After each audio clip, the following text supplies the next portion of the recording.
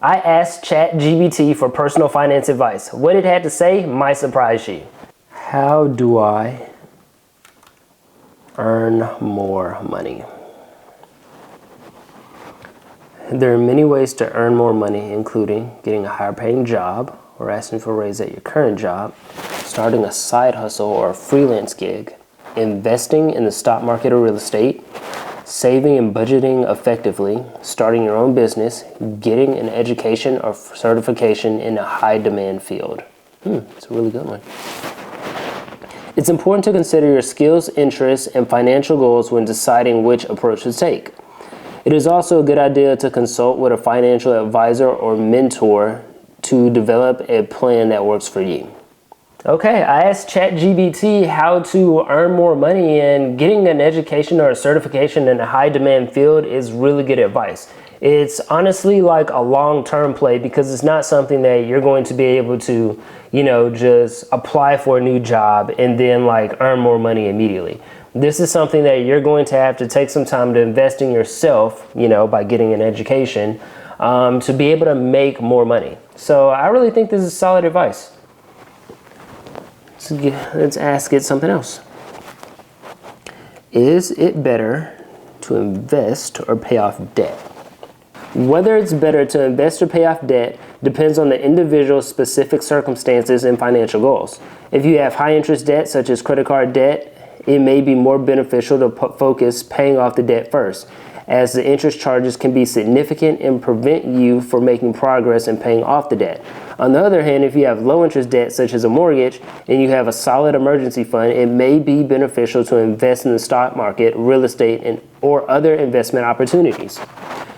It's important to have a balance between paying off debt and investing for the future. A financial advisor, it's the second time it's brought that up, can help you create a plan that addresses both debt and investing, taking into account your specific financial goals and risk tolerance. Another W for ChatGPT. High interest debt, you definitely want to be paying that off. The good thing about low interest debt, especially if it's 3% or less, is that inflation is going to outpace the debt. So if you put money into paying down your debt, you're actually losing money.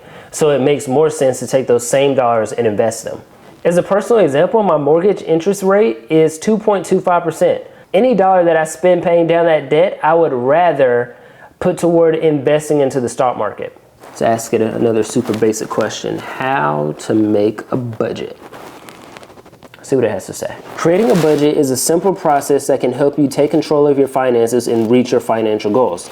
Here are the steps to creating a budget. Determine your income. Write down your monthly income from all sources, including your salary, any investment income, and any other sources of income. List your fixed expenses. These are the expenses that are the same amount each month, such as your rent, mortgage, car payments, insurance, and student loans. List your variable expenses. These are the expenses that can vary from month to month, such as food, entertainment, and clothing. Track your spending. For at least 1 month, keep track of all of your spending, including your bills, groceries, and other expenses. Use this information to estimate your monthly expenses for the variable expenses.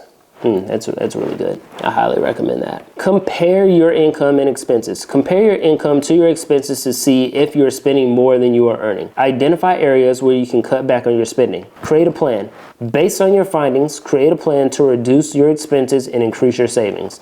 Set specific financial goals and create a plan to reach them. Review and adjust. Review your budget regularly to make sure that you are on track and adjust as needed.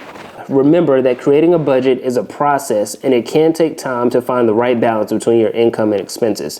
But it is an essential step to achieve financial stability and achieve your financial goals. I typically don't like traditional budgeting because it involves creating a plan every single month about your money, when most of the time what's listed in step 2 and step 3 happens every single month. So your fixed expenses aren't going to change at all. Your variable expenses, such as your bills, pretty much stay the same. And I found that it's much more easier just to give yourself a monthly allocation for entertainment and food and clothing.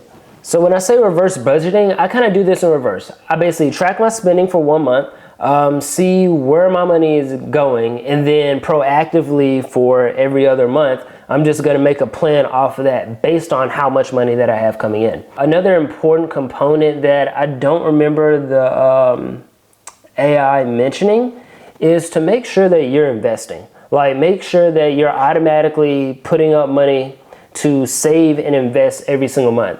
Ideally, you want to set aside some money for savings and investing before you even get to any kind of expenses. So always, invest in yourself, pay yourself first, and then take care of everything else afterward.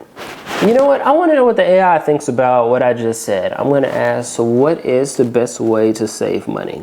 Saving money can be challenging, but there are a few strategies that can help you build your savings. Number one, set specific savings goals. Set a goal for how much you want to save and by when. This will help you stay motivated and on track. Two, create a budget. By creating a budget and tracking your spending, you can identify areas where you cut back on expenses and redirect that money towards your savings. Automate your savings. Set up automatic transfers from your checking account to a savings account on a regular basis. That way you can save money without even thinking about it. Prioritize your savings. Before you spend money on non-essential items, make sure you set aside enough money for your savings goals. I think that kind of goes back to number 3. You just want to set aside that money first, and then whatever's left is yours to spend. Cut unnecessary expenses. Look for ways to cut back on unnecessary expenses, such as eating out less, cutting subscription services, and finding cheaper alternatives for things that you buy regularly. Increase your income. Ooh, this is a big one. Look for ways to increase your income, whether it's through a side hustle, a higher paying job, or renting out a room on Airbnb. Shop smart. Shop smart by looking for sales and discounts, using coupons, and buying in bulk. Lastly, start early. Ooh, that's a really good one. Time is one of the most powerful assets when it comes to saving. The earlier you start, the more time your money has to grow.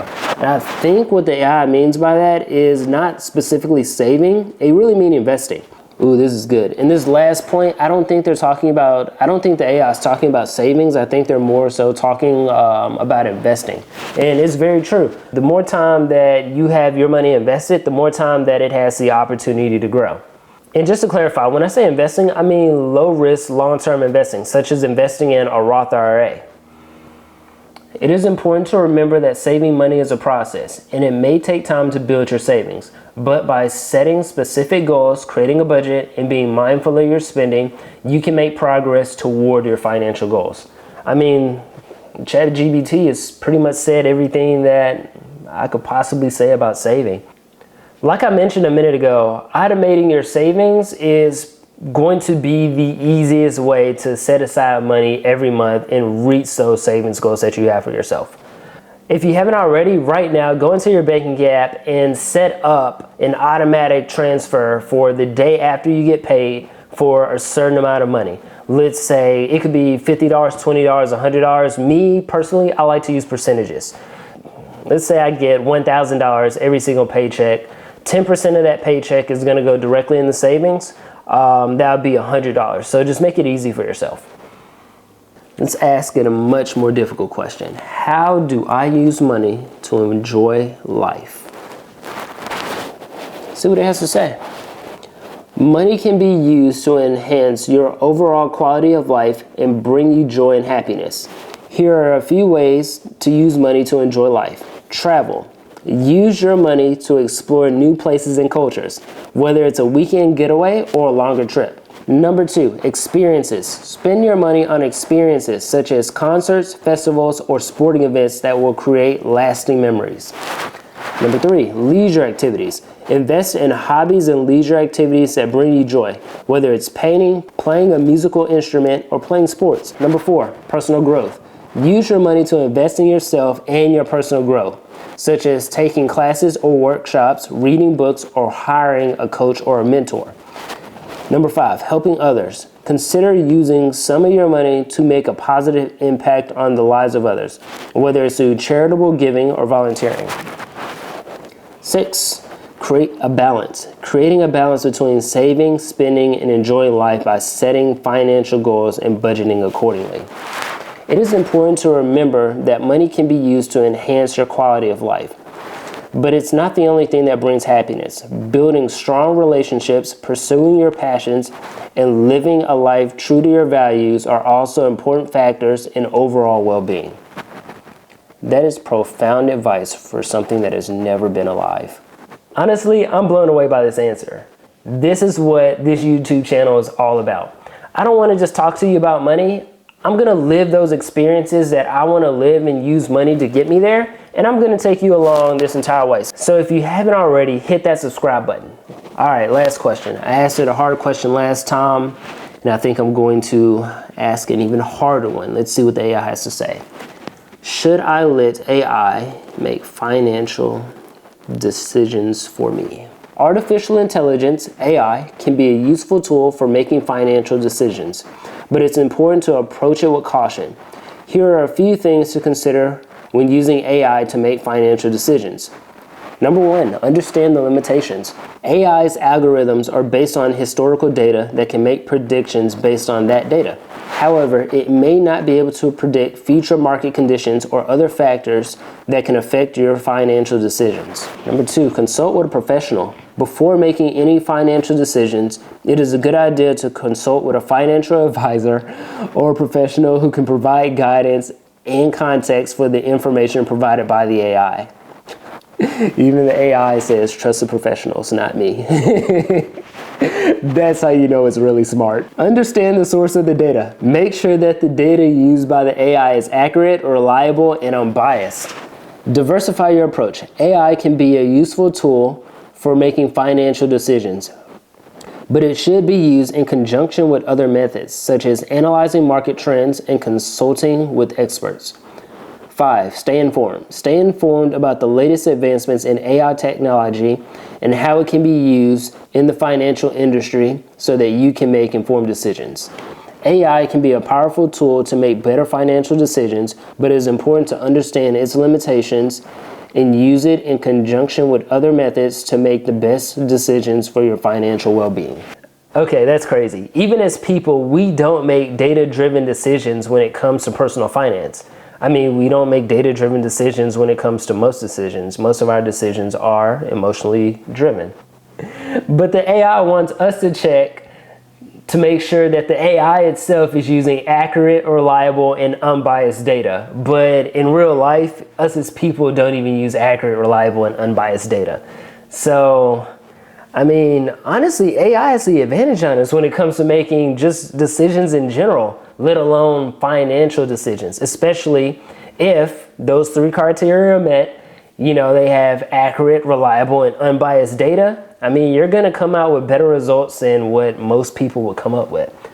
Man, ChatGPT has given us some solid financial advice today. Personal finance is to be lived, not just talked about. And that's what this YouTube channel is about. Thank you for watching and have a great day.